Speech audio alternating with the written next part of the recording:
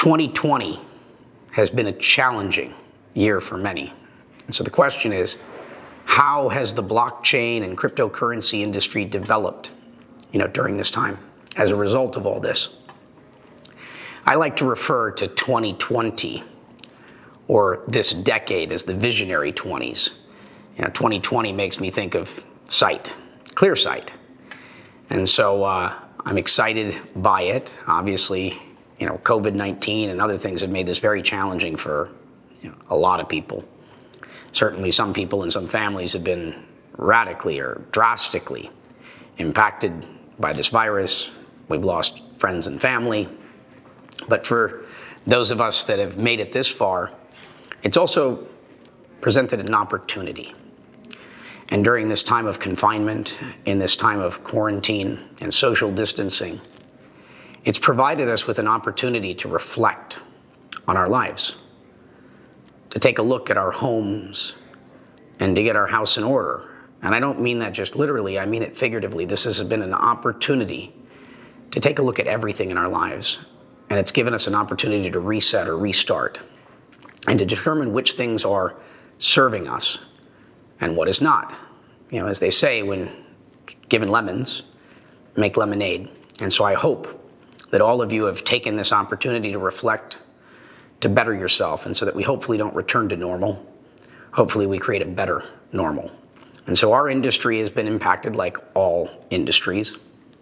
Clearly, central banks around the world have been printing money in an unprecedented fashion. Markets have responded negatively, positively, still unclear which way things are going. Employment levels here in the United States, for example, are reaching Great Depression levels. Families, probably as much as 70% of the American public, and I'm sure this is an issue similarly all over the world, are living in a state of fear, concerned about their futures, their ability to pay their rent or their mortgages, simple things like just putting food on the table. And as difficult as this is, the main lesson or the main message I'd like to impart on everyone is to fear less and to love more. And so during these challenging times, technology is here, and it has an opportunity to enhance our lives. Our industry, as I like to say, is providing us with a single source of truth, an immutable record that eliminates the ability for anyone to edit what's happened, and that history will no longer be written by the victors, but the facts will just be. And we don't normally know whether something is really good for us or bad for us until we have the benefit of hindsight. And so I pray and I hope that when we look back on this time, that it brought humanity great clarity, and technologies such as ours have helped liberate humanity. And so as much as I'm concerned, I remain extremely hopeful, and I hope that we are better for this. And so I live in Puerto Rico. And Puerto Rico, like all of the world, has been impacted by COVID-19. And as someone that works in the cryptocurrency industry that's focused on doing good things in the world and hopefully making a positive impact, everywhere I go, I'm always seeking my brothers and sisters and people that have a similar passion in making the world a better place. And it's been a great honor to work with Binance and Binance Charity to do what we can as an industry to change the way that we're perceived. Our industry is often perceived by many as an industry focused on getting Lambos or getting rich.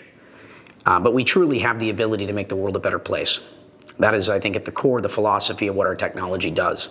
And so with Binance, the foundation that I've helped start and lead here in Puerto Rico, Intergro, which in Espanol means integrity and integration. The idea being to integrate with integrity. And so we've partnered up and raised or collected $1 million to buy masks to deliver through Puerto Rico, Haiti, the Dominican Republic, and to deliver $1 million worth of masks to our first responders. And so it's been a wonderful thing. Intergro, in addition to the work with Binance, has also created the feedpuertorico.org campaign, which is to buy food from farmers to deliver it to the families and those people that are most in need, because people have been hungry. And so I'm really proud of the work that the team at Intergro has done to serve, at least in our small way, as many people as we possibly can. And so a lot of people from the blockchain or cryptocurrency industry have moved to Puerto Rico prior to Hurricane Maria and in large numbers post-Hurricane Maria.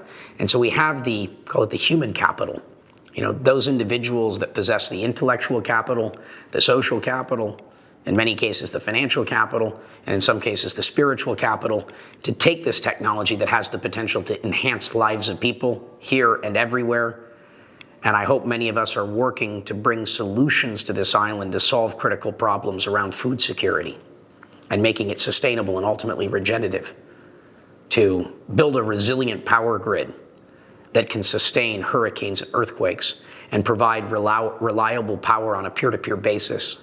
Potentially the implementation of cryptocurrencies or stable coins that can create a more equitable and transparent medium of exchange. And so, if you're trying to decide where you can go and make a difference, just know that Puerto Rico is one of those places. Well, the challenge is, as an industry, blockchain and cryptocurrency started out as an idea, right? Something really theoretical. And then you go from that to building prototypes. And from prototypes, you build minimally viable products. And I think our industry is just moving beyond the minimally viable product stage to something where mass sort of adoption can occur. And so I think 2020 is going to be the year that we begin to see that, though there are some challenges. When COVID caused the markets to crash, cryptocurrency prices moved in line with public equity markets, which suggests that we don't have yet parallel systems. Those systems are still correlated and they rise and fall together. And hopefully as this parallel system, this parallel, call it rail, emerges and gains adoption, that it eventually stands on its own 2 feet, independent as a true alternative to, call it, the legacy systems, as we build more efficient systems that ultimately serve all of us better.